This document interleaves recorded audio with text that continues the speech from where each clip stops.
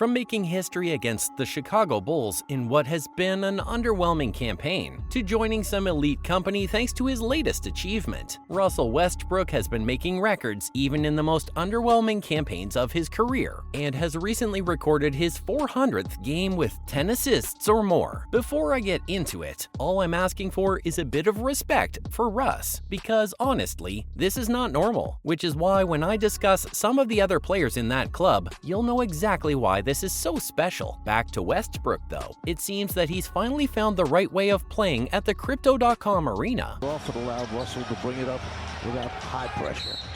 They go right at Westbrook. He fires over the top of Beverly, knocks it down, counted on a foul. And who would have thought that changing the jersey and playing with the Clippers would be the answer? Good for him though, given the criticism he's received during his time with the Lakers. I, for one, am extremely happy to see Russ doing well for his new team. From the line to the lane, the drive on the dish. And they work it back over to Westbrook for the three, and he knocks it in. So back-to-back threes. And the biggest indicator of that has to be his latest achievement: 400 career games with 10 assists or more and counting. Outrageous. Westbrook has numbers. Hands to Highland, who lays it in. Great break there by Westbrook as the Clippers show their... It came in the Clippers' comfortable win over the Chicago Bulls, and Westbrook was on hand to play a crucial role for his new team. He was looking a lot like his old self. Yeah, Russ started alongside Eric Gordon as one of the two guards against the Bulls, and would go on to play the combined most minutes alongside Kawhi Leonard. He pulled the strings from deep, coming up with 5 rebounds and 12 points, while recording a record-breaking 10 assists, which got him to that 400 figure. Shot clock. Westbrook drives and dishes to man who fields it low, shoots it high, it's all cut. But it was a fantastic team display from the Clippers, who relied mostly on Russ to pick out the right passes, as a three-point barrage from the home side sunk the Bulls' defense in the third quarter. Trying to shake free of White. Back to Batum for the three. Oh my goodness! With the win, the Clippers moved to half a game behind the 4th seed Phoenix Suns, and created some breathing space ahead of the Minnesota Timberwolves and the Golden State Warriors. It seems that Westbrook has found his mojo with a new locker room, thriving in his new role for the other Los Angeles side. Way through for the Kings, they've got 24 games remaining.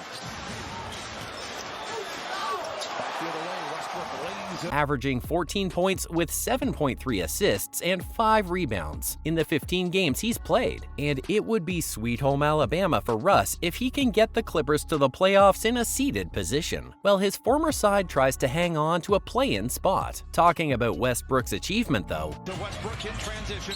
Lob to Plumlee, and he flushes it in.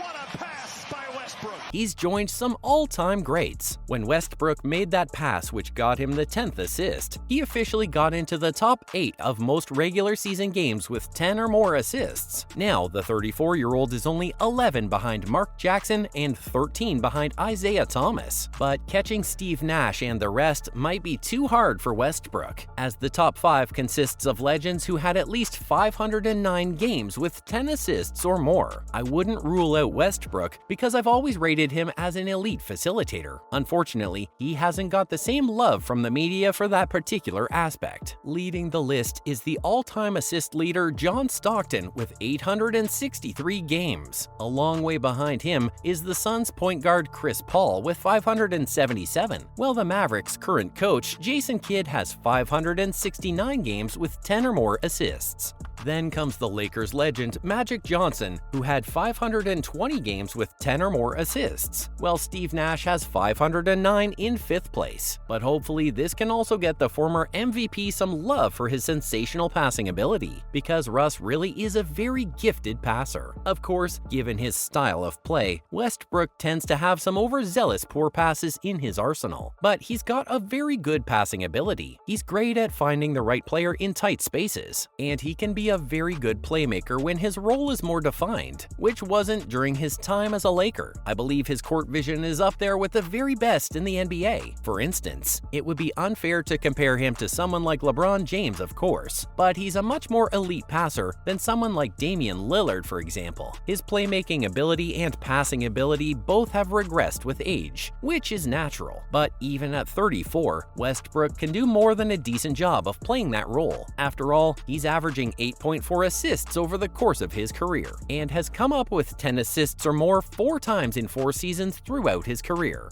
peaking with 11.7 during his time with the Washington Wizards. This ability is one of the major contributors to another special achievement that Westbrook has in his career, the time he averaged a triple-double over 3 consecutive seasons. Yeah, the primetime Russ was a beast of nature, and from 2016 to 2019, he averaged a triple-double in each of his last 3 seasons in Oklahoma City. At the end of the first one, Westbrook won a well-deserved MVP, having scored 31.6 points per game, along with 10.4 assists and 10.7 rebounds. And then he kept that consistency up for 2 more seasons, before doing it all over again during his time as a Wizard in Washington. That said, the last couple of seasons haven't been too kind to Westbrook, and he's been caught in the eye of the storm during his first stint in LA. Westbrook was unfairly blamed for everything that went wrong with the Lakers, and I say unfairly because one man can't be responsible for everything. Well, his first season with the Lakers was definitely a poor one. It was also a bad time to be a Laker, with almost every player underperforming, and the likes of LeBron and Anthony Davis missing major parts of the season due to injuries. Westbrook still came through, averaging 18.5 points and 7.1 assists, while grabbing 7.4 rebounds. But his impact had waned, and he didn't fit the system that the Lakers wanted to play. Then, at the beginning of this season, he reluctantly accepted a bench role with the team, which is a massive ask because very few former MVPs ever accept that kind of role. But Westbrook swallowed his pride and was very effective from the bench, and will be deservingly in the discussions for the 6th Man award this season. And since leaving the Lakers to join the Clippers, it seems that Westbrook is finally enjoying the sport too. He was very well received by the Clippers fans, and despite a rough start where he was coming up with the goods but the Clippers were losing, Westbrook has managed to turn it around. During that time, he's also gone past Isaiah Thomas to reach the 9th spot in the all-time assists leaderboard, and will be hoping to get past Oscar Robinson in this regard too,